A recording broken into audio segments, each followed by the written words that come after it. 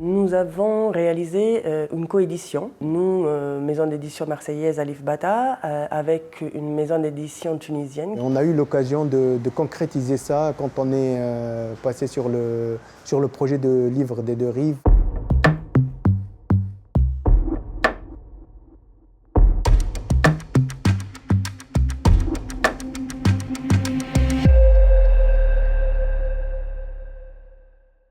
On a coordonné avec l'éditeur tunisien la publication de deux bandes dessinées. La première, la bande dessinée Point Zéro de Abir Ghasmi et Kamal Zakour. Et la deuxième publication, Une révolte tunisienne, la légende de Jbaya, de Seyfeddine Nachi et Aymen Barek, deux auteurs tunisiens. Dans la coédition en Tunisie et en France, l'avantage c'est déjà de partager au fait, un élément culturel spécifique dans une autre zone, de se faire connaître aussi sous d'autres aspects que ceux qui sont mainstream, que tout le monde connaît.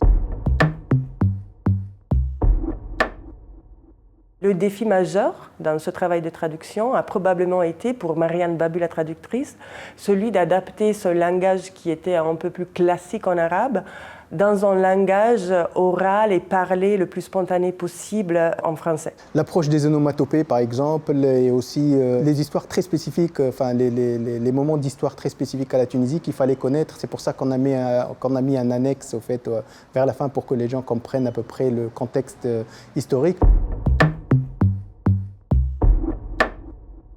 Vous savez que l'arabe, on le lit de droite à gauche, donc l'image aussi, on la lit de droite à gauche. Donc il s'agit de flipper, on dit en jargon, mais de mettre en miroir. Pour quelques planches, on a dû retourner les images dans une symétrie dans quelques pages, pas toutes les pages. On s'est dit que les gens, vu qu'ils ont accepté de lire de droite à gauche intégralement des mangas, ça ne serait pas difficile pour eux d'accepter de lire de droite à gauche dans quelques planches, quoi.